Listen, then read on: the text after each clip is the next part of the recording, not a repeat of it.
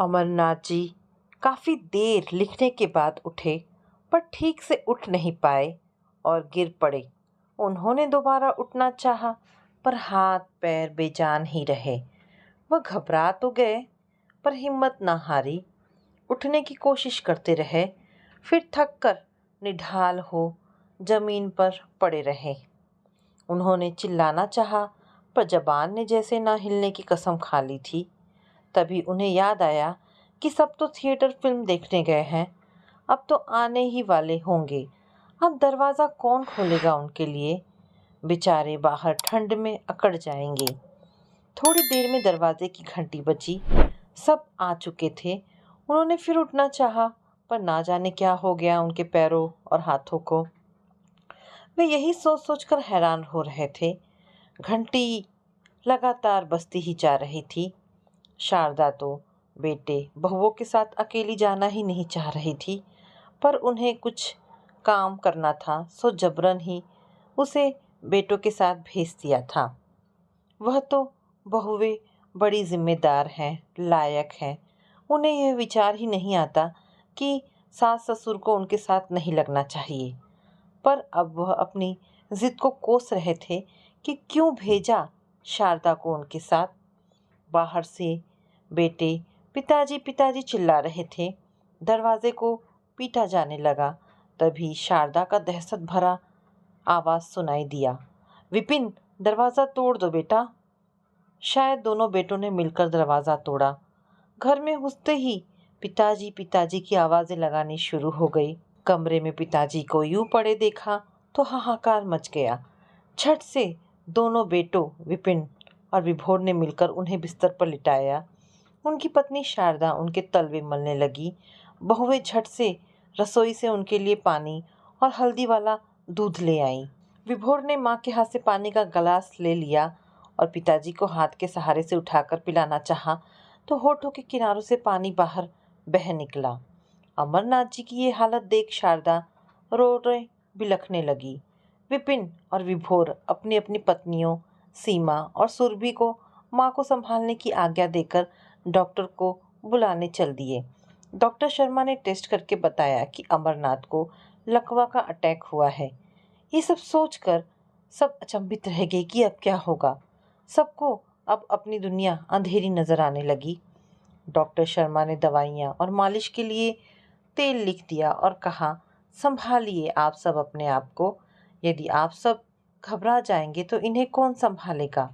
देखिए, इनके जीवन को तो कोई खतरा नहीं है, पर कब तक ठीक होंगे ये कहना मुश्किल है। सेवा कीजिए, दवा दीजिए, शायद आप सब आपकी मेहनत रंग लाए और अमरनाथ जी ठीक हो जाए। और हाँ, घर का माहौल शांत और खुशनुमा रखिए। आप सब हाहाकार मचाएंगे तो मरीज का मन कैसे शांत रहेगा। फिर तो परिवार में हर किसी की दिनचर्या ही बदल गई। फिक्र भरी सुबह तो दोपहर व्यस्त हो गई, शामें चिंतित और रातें दुखदाई हो गई।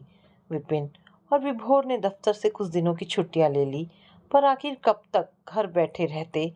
सबकी अपनी अपनी उलझनें और परेशानियां थी, अपने अपने काम थे। पर अमरनाथ जी कितने उदासीन, कितने बेबस हो गए थे, ये कौन समझ सकता है। आखिर कोई भी माता पिता अपने बच्चों को परेशान नहीं करना चाहता, पर नियति के आगे किसकी कब चलती है। बेटों और बहू ने मिलकर ये तय किया कि अभी रीता दीदी को खबर नहीं की जाए। कितनी दूर सिंगापुर से आ तो पाएंगी नहीं, पर चिंतित बहुत होंगी। बच्चों को भी सख्त हिदायत दे दी गई कि रीता बुआ का फ़ोन आए तो दादाजी के बारे में उनसे कुछ ना कहा जाए। रीता का फ़ोन आने पर जब वह पिताजी से बात कराने को कहती तो अलग अलग बहाने बना दिए जाते। रीता से क्या बात कर पाते, वह तो जबान ही ना हिला पाते। एक फिजियोथेरेपिस्ट रोज आकर अमरनाथ जी को हल्के व्यायाम करा जाता। पिताजी को नहलाने धुलाने और उनकी साफ सफाई करने के लिए एक आदमी की व्यवस्था कर ली थी। मालिश का काम कभी कभी वह नौकर तो कभी शारदा करती। डॉक्टर की सलाह के कारण पिंकी और अथर्व को दादाजी के कमरे में ज़्यादा देर तक रुकने को मना कर दिया गया। इसीलिए बच्चे भी कम ही जाते थे। अमरनाथ जी कमरे में अकेले पकड़े अमरनाथ जी कमरे में अकेले पड़े पड़े उब गए थे। बेटे तो कामकाजी थे, सो वे घर में कम ही रहते थे। बहुएं कमरे में उनका खाना, चाय, दूध, नाश्ता आदि लेकर आती और माँ को पकड़ाकर चली जाती। साथ ही कहती कि माँ जी कुछ और ज़रूरत हो तो आवाज़ लगा दीजिएगा। फिर वे दोनों अपने अपने कामों में व्यस्त हो जाती। पिताजी की बीमारी से काम भी तो बहुत बढ़ गए थे। पहले तो उनकी मालिश बेटे करते थे, पर अब माँ और कभी कभी नौकर सुंदर कर देता था। शारदा उनसे दिन भर की बातें करती, पर पिताजी की तरफ से कोई उत्तर नहीं आ पाता।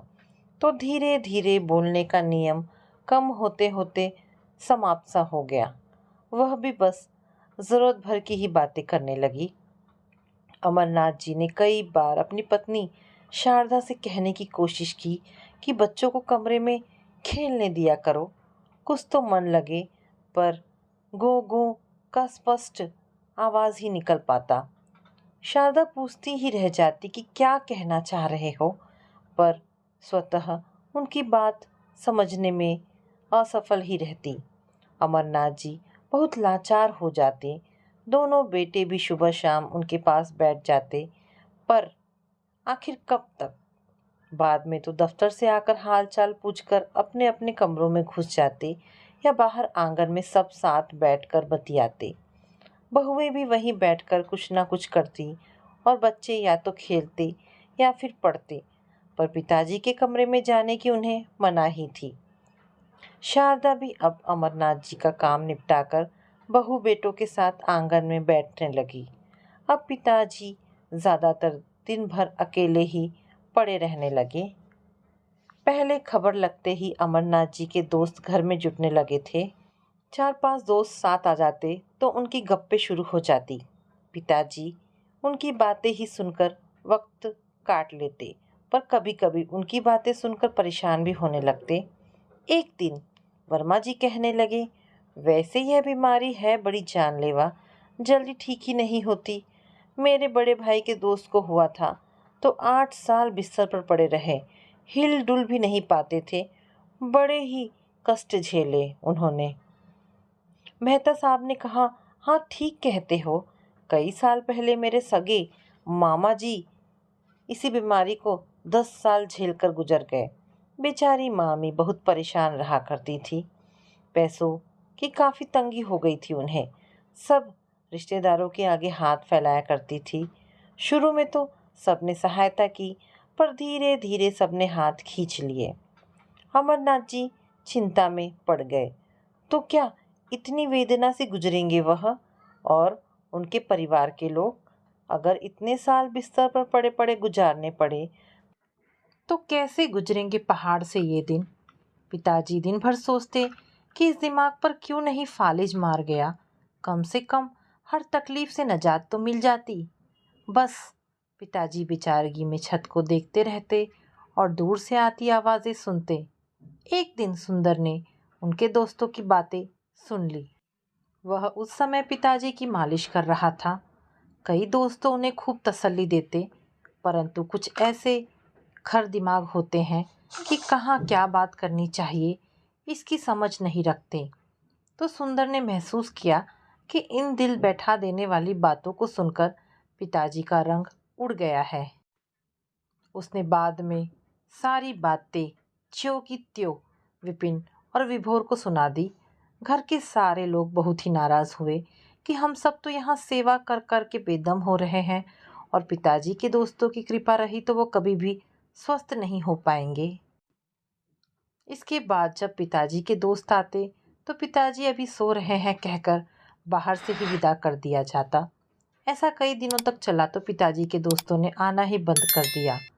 अब पिताजी सिवाय डॉक्टर और सुंदर के बाहर की दुनिया से कट गए थे।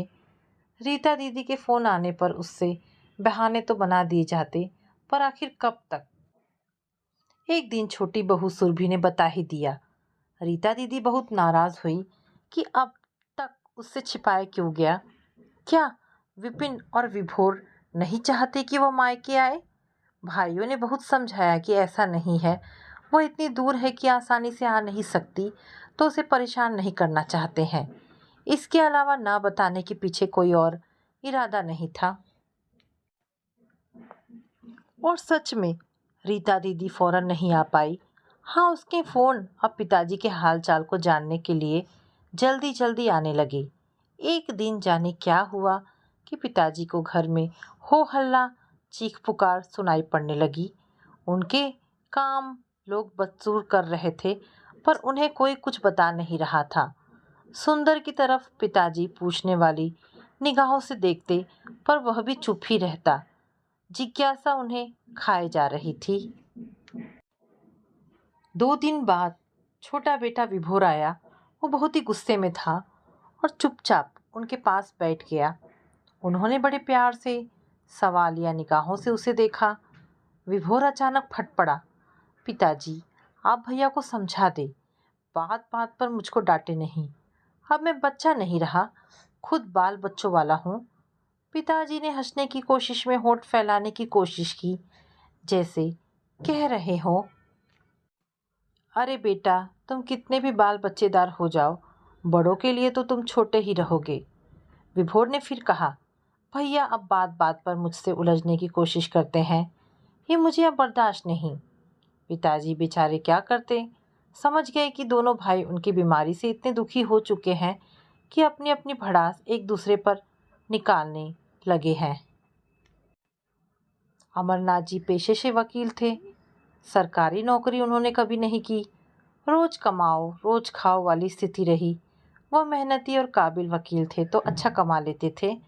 बच्चों को अच्छा खिलाया पहनाया, उनकी इच्छाएं भी पूरी की और संस्कार भी अच्छे दिए। काफ़ी कुछ बचाया, जिसमें से एक बड़ा हिस्सा बेटी के विवाह और घर बनाने में लग गया। बेटों को अलग अलग घर बनाकर दे सकते थे, पर उनका मानना था कि एक घर में दोनों साथ साथ रहें तो परिवार मजबूत बनेगा। उनके अनुसार दोनों के परिवार दो नहीं बल्कि एक बड़ा परिवार है। घर उन्होंने बेटी के विवाह के बाद बनाया। विपिन और विभोर ने पढ़ लिख कर कमाना शुरू कर दिया था। अपने घर में उन्होंने बेटे रूपी 2 मजबूत स्तंभ खड़े कर दिए थे, जो इस घर की छत कभी भी गिरने नहीं देंगे। बहुएं भी उन्होंने अपनी पसंद की चुनकर लाई थी। मध्यम वर्ग की संस्कारी लड़कियां, जो अब तक उनकी कसौटी पर खरी उतरी थी। सीमा और सुरभि मिलजुल कर ही रहती, काम भी मिलजुल कर करती। कभी कोई कटुता दोनों के बीच आई हो, ऐसा कभी नहीं लगा। अगर कोई चिल्लपो रही हो घर में, तो वह घर के बच्चों के मासूम झगड़े ही थे। अपना परिवार उनका ऐसा किला था जिसको कोई भेद नहीं सकता था। बड़ा सुखद जीवन चल रहा था कि अचानक इसमें इस लकवा रूपी बवंडर आ गया। आज अपने इस बेटे के उखड़े हुए रूप को देखकर वे दहल गए कि कहीं यह बवंडर उनके घर को तिनके तिनके कर ना ले उड़े। पर एक विश्वास था उन्हें कि उनके द्वारा निर्माण किए हुए ये 2 मजबूत स्तंभ ऐसा नहीं होने देंगे। पर अब डर तो बना रहेगा ही। ऐसे में एक दिन खबर आई कि रीता अपने पति अरुण और बच्चों सहित आ रही है। एक निरस्ता भरे माहौल में उल्लास की लहर दौड़ गई। वह पिताजी की बीमारी के 2 वर्ष बाद आ पा रही थी। रीता दीदी आई। वह और उसके दोनों बच्चे पिताजी के पास बैठते, वहाँ ताश, लूडो और तरह तरह के खेल खेलते और अपने मामा के बच्चों को भी अपने साथ खेलने को उकसाते। विपिन विभोर के बच्चे बड़े असमंजस में पड़ गए कि क्या वे भी दादाजी के कमरे में खेल सकते थे। इन दोनों को कोई क्यों नहीं मना करता दादाजी के पास जाने को। पर रिश्ता ही ऐसा था कि उन पर किसी भी प्रकार का बंधन नहीं डाला जा सकता था। रीता दीदी के जोर देने पर विपिन व विभोर ने भी अपने बच्चों को दादाजी के पास हुड़दंग मचाने की अनुमति दे दी। क्या पता ऐसे ही कुछ फायदा हो जाए। अभी तक तो पहले जैसी ही स्थिति है। यह बदलाव अमरनाथ जी के लिए सुखद था। अब तक रीता कहाँ थी। अब उनका मन लगने लगा। धीरे धीरे उनमें जीने की इच्छा जागने लगी। गो गो का स्वर धीरे धीरे अस्फुट शब्दों में परिवर्तित होने लगा। उंगलियों में हरकत होने लगी। सभी तो खुश लग रहे थे इस सुधार से। रीता के वापस जाने का समय करीब आ रहा था। एक दिन जब रीता और बच्चे पिताजी के पास बैठे थे, कि विपिन व विभोर अपनी अपनी पत्नियों सीमा और सुरभि के साथ आ गए। बच्चों को बाहर भेज दिया गया। पिताजी का दिल बैठने लगा। ऐसी क्या बात है जो बच्चों के सामने नहीं हो सकती? बड़े बेटे विपिन ने अटकते हुए कहना शुरू किया, पिताजी, हमें आपको कुछ बताना है। रीता बोली, क्या बात है विपिन? विपिन बोला, दीदी, ये बड़ी अच्छी बात है कि आपके आने से पिताजी की स्थिति में सुधार आ रहा है, पर हाँ पर क्या? बोलो। विपिन थूक निकलते हुए बोला, दीदी, पिताजी की बीमारी के कारण अब हम दोनों की स्थिति ठीक नहीं है। वह आगे कुछ कहता कि रीता ने आंखें तरेरी और चुप रहने का इशारा किया, पर दोनों भाई तो ठान कर आए थे, सो चुप कैसे रहते? पिताजी, विभोरा की बीमारी का कुछ भी खर्चा उठाने को तैयार नहीं है। अभी तक मैं अकेला ही सब खर्चे का बोझ उठा रहा हूँ। विभोर, जो अब तक चुप था, बोला, पिताजी, आप तो जानते ही हैं कि मेरी इसकी जितनी सैलरी नहीं है। तो मैं क्या करूं अगर तुम्हारी सैलरी कम है? विपिन बोला, आखिर मुझे भी तो अपने परिवार के भविष्य का ख्याल रखना है। तुम्हारा अपना परिवार, लेकिन मैं तो समझती थी कि यह तुम पूरा परिवार एक ही है। नहीं है क्या? रीता ने कहा। दीदी, किस जमाने की बात कर रही हो आप? अब वह जमाना नहीं है जब सब एक साथ हंसी खुशी रहते थे। देखना, कुछ सालों बाद आपका यह लाडला मुझसे अपना हिस्सा मांगेगा, तो जो कल होना है वह आज माँ पिताजी के सामने क्यों ना हो जाए? कुछ तो शर्म करो तुम दोनों। पिताजी को ठीक तो होने दो। बेशर्मी करने से पहले। रीता ने डपटा, और अब तो पिताजी ठीक भी हो रहे हैं, कुछ दिन और सह लो, फिर बंटवारे की ज़रूरत ही नहीं रहेगी। पिताजी स्वस्थ हो जाए तो वह भी कुछ ना कुछ कर लेंगे। नहीं दीदी, आप नहीं समझ रही हैं, बात खर्चे की नहीं है, नीयत की है। विभोर की नीयत ठीक नहीं। विपिन बोला, सोच समझ कर बोलिए भैया, मेरी नीयत में कोई भी खोट नहीं। ये कहिए कि आप ही निभाना नहीं चाहते। विभोर ने बात काटी। दोनों एक दूसरे को खूनी नज़रों से घूर रहे थे। चुप रहो दोनों, पिताजी को ठीक होने दो, फिर कर लेना जो मन में आए। देखी दीदी, आप पिताजी की बीमारी के बारे में जानने के बाद अब 1 साल बाद आप आई हैं। अब बुलाने पर तो आप आएंगी नहीं। ये बात आपके सामने हो तो बेहतर होगा, वरना बाद में आपने कुछ आपत्ति उठाई तो। विभोर बोला। विभोर, रीता चीखी, मैं तुम दोनों की तरह बेशर्म नहीं हूँ जो ऐसी बातें करूँगी। और सुन लो, मुझे अपने माँ पिताजी की खुशी के अलावा कुछ नहीं चाहिए। और हाँ, बंटवारे के बाद माँ पिताजी कहाँ रहेंगे, बताओ तो ज़रा। क्यों? विभोर के पास वही माँ का लाडला छोटा बेटा है। विपिन ने झट कहा, मेरे पास क्यों? आप बड़े हैं, आपकी जिम्मेदारी है। विभोर ने नहले पर दहला मारा। अमरनाथ जी की आंखों की कोरों से 2 बूंद आंसुओं के लुढ़क गए। उनके दोनों स्तंभ बड़े कमजोर निकले। उनका अभेद्य किला आज ध्वस्त हो गया था। जाने कब से अंदर ही अंदर यह ज्वालामुखी धधक रहा था। शारदा ने भी मुझे कुछ भनक नहीं लगने दी। अंदर का ज्वालामुखी मन में दबाए मेरे आगे हमेशा हंसती रही। उनकी नजरें शारदा को खोजने लगी। वह उन्हें दरवाजे की ओट में से भीतर झांकती दिखी, बेहद डरी सहमी हुई। दोनों बहुएं भी वहीं थी। शायद वे भी यही सब चाहती थी, पर उनके चेहरों पर ऐसा कुछ भी नहीं था। उनकी निगाहें झुकी हुई थी। चुप थी दोनों। रीता फिर दहाड़ी, इतना सब कुछ तय कर लिया अपने आप? ये भी बताओ, बंटवारा कैसे करना है, ये भी तो सोच ही लिया होगा। आखिर पिताजी तो लाचार हैं, कुछ बोल नहीं सकेंगे तो। इतना बड़ा घर है, बीच में से एक दीवार डाल देंगे जो आंगन को भी बराबर बराबर बांट दे। किचन भी काफ़ी बड़ा है, आंगन के बीचों बीच उसमें भी दीवार डाल देंगे। विपिन ने कहा, और माँ पिताजी के बारे में भी तो तुम दोनों ने सोच ही लिया होगा, उनका क्या होगा? क्या सोचा है? रीता का चेहरा लाल हो रहा था। दीदी, आप सिंगापुर में रहकर ऐसी नादानी भरी बातें करेंगी, आपसे ऐसी उम्मीद नहीं थी। वहाँ बूढ़े और अपाहिज माता पिता क्या करते हैं, यह आपसे बेहतर कोई क्या जानेगा। विपिन फुसफुसाया, जो सबने सुन लिया। हाँ भैया, ठीक कह रहे हैं, आजकल यहाँ इंडिया में भी ऐसा प्रबंध है। यहाँ भी कई वृद्धाश्रम खुल गए हैं। विभोर ने कहा तो रीता को लगा कि दोनों भाई कम से कम इस बारे में एकमत थे। दोनों अपना फैसला सुनाकर बाहर चल दिए। शारदा दरवाजे के पास घुटनों में सिर देकर बैठ गई। सिसकते हुए अपने दिवंगत सास ससुर को याद करने लगी। अब कहाँ हो अम्मा जी, पिताजी? हम तो एक बेटे एक बेटी में खुश थे। आप ही को दो दो पोते चाहिए थे। अगर एक ही होता तो आज यह नौबत ना आती। रीता दोनों हथेलियों में सिर थामे निर्जीव सी कुर्सी पर ढह गई। जीजा जी, जो अब तक चुप थे, उन्होंने चुप ही रहने में अपनी भलाई समझी। कहीं यह ना हो कि दोनों सालों को डांटे तो वह यह ना कह दें कि जीजा जी, आपको क्या कमी है, आप क्यों नहीं ले जाते अपने साथ माँ पिताजी को। अमरनाथ जी बेबस परेशान अपने दिए संस्कारों में गलतियां खोज रहे थे। जिस विश्वास से उन्होंने अपने अटूट परिवार की नींव डाली थी, वह विश्वास ही खंड खंड हो गया था। सब कुछ तो उनके तय किए हुए खाके पर चल रहा था। शायद ऐसे ही चलता रहता अगर उन पर इस लकवे का कहर ना टूट पड़ता। आहिस्ता आहिस्ता अमरनाथ जी की हालत दिन पर दिन और खराब होने लगी। वे सदमा बर्दाश्त नहीं कर पा रहे थे। वे नहीं चाहते थे कि उनका परिवार उनके जीते जी टूटकर बिखर जाए। इसीलिए बिखरने से पहले ही उन्होंने इस संसार से विदाई ले ली। तो दोस्तों, ये कहानी यहाँ पर समाप्त होती है। आशा करती हूँ कहानी आपको पसंद आई होगी। अगर कहानी पसंद आई है तो प्लीज़ इसे लाइक एंड शेयर करें।